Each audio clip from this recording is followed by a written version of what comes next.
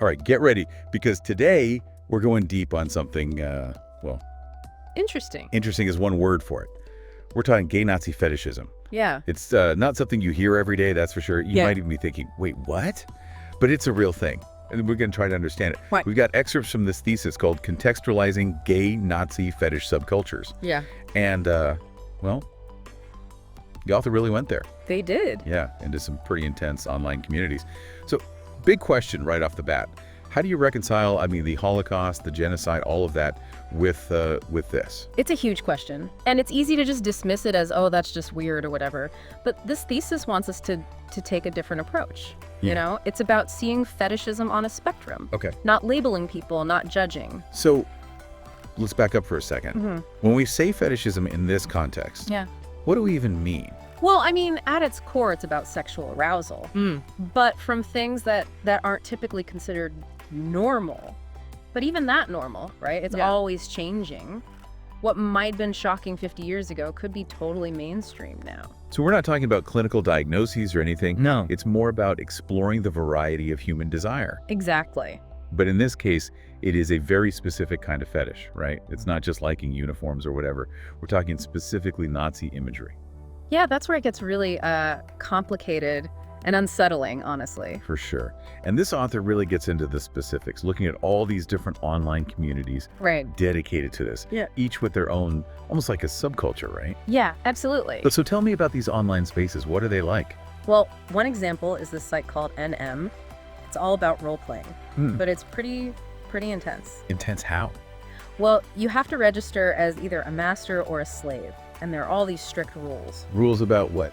About how you interact, how you type, everything. Like, slaves have to type in lowercase, use specific readings like 88, sir, Wow. and they have to follow orders without question. So they take the role-playing seriously. Very seriously. It's all very structured. Okay, that's a whole other level. And NM isn't the only community out there, right? No, not at all.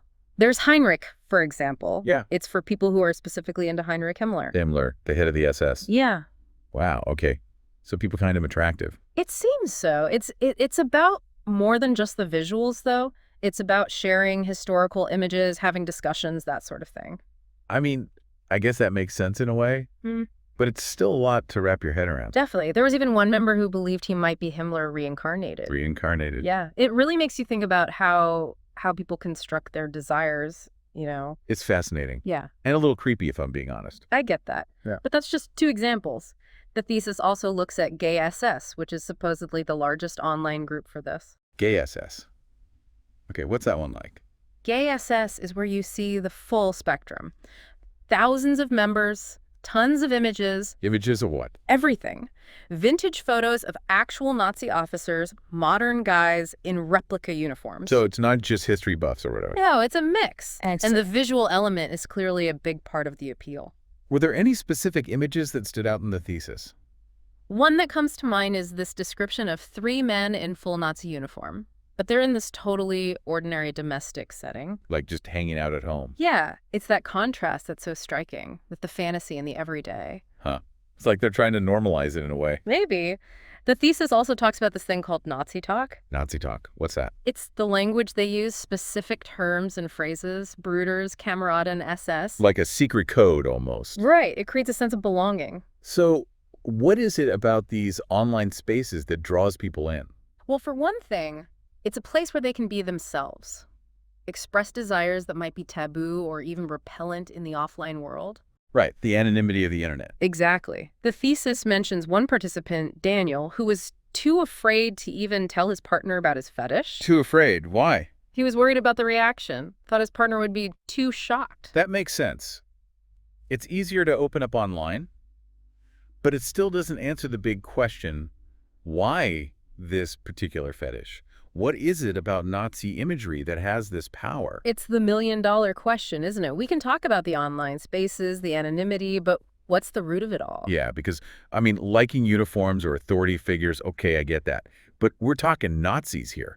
There's so much baggage, so much horror attached to that imagery. How can anyone find that erotic? It's a real tension. The author really digs into that, this idea that you can be attracted to these symbols while also rejecting the ideology. So it's like acknowledging the dark side, but still being drawn to it. Exactly. And a lot of the participants, they try to reconcile this by drawing a hard line between sex and politics. So they're saying their interest is purely sexual. Right. It's got nothing to do with any kind of political beliefs. But can you really separate the two like that? I mean, it seems a little convenient.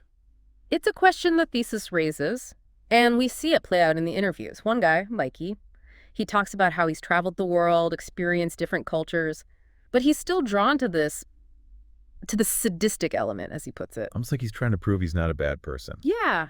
And that's something that comes up a lot, this need to distance themselves from the negative connotations. So they create this caricature of the real gay Nazi. Right. The stupid Nazi, the self-hating Nazi. Mm-hmm. It's a way to say, look, I'm not like that. Protecting their self-image. Yes. But the author doesn't let them off the hook, does she? Not at all. She argues that you can't just separate sex and politics like that. The very things that make these figures erotically charged, the cruelty, the power, the violence, they're all bound up with the ideology. It's hard to argue with that. I mean, yeah.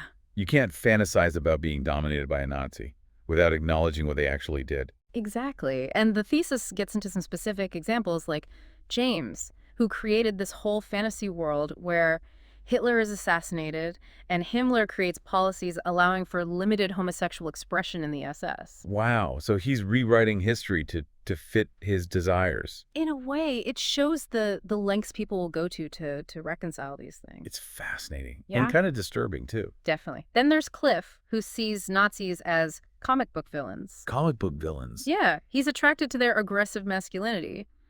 But he needs to have those moral boundaries. So it's like they want the thrill, the taboo, but without the full weight of reality. It's a delicate balance, and the internet gives them the space to work through all of this. But it raises bigger questions too, doesn't it? About identity, about the connection between our fantasies and the real world. Absolutely. If our desires can be this complicated, what does that say about us? You know, it's funny. You wouldn't think this kind of fetish submitting to a Nazi figure would have anything to do with masculinity. You'd think it would challenge those norms, right? Exactly.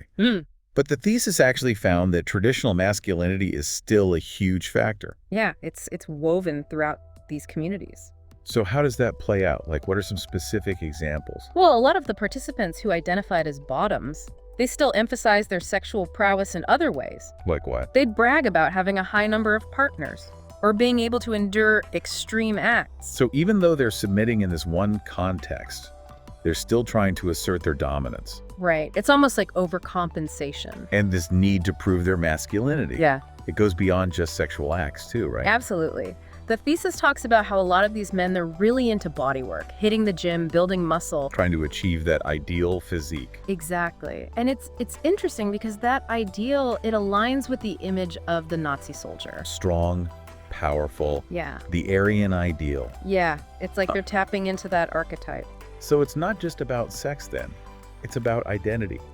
About trying to fit into these societal expectations of what it means to be a man. And a gay man specifically. Right. Which is wild when you think about it. What? Because on the surface, this fetish seems to go against all of that. It's a huge contradiction. And the author argues that this focus on traditional masculinity, it actually undermines any potential for this fetish to be truly subversive. Because in the end, they're still reinforcing the same power structures. Exactly. Yeah. It's a fascinating paradox. It really makes you think about how much of our desires are really our own, and how much is shaped by the world around us. It's a question we could spend hours unpacking. Well, folks, there you have it. A deep dive into the world of gay Nazi fetishism. It's a topic that's bound to raise eyebrows. But as always, our goal is to explore the unexpected, to challenge assumptions, and hopefully leave you with more questions than answers. It's a journey into the darker corners of human desire. A reminder that even the most taboo subjects can offer profound insights into who we are. So as you go about your day, think about this. If our desires can be so complex, so seemingly at odds with our values, what does that tell us about the relationship between our inner world and the outer world? Something to ponder. Until next time, keep diving deep.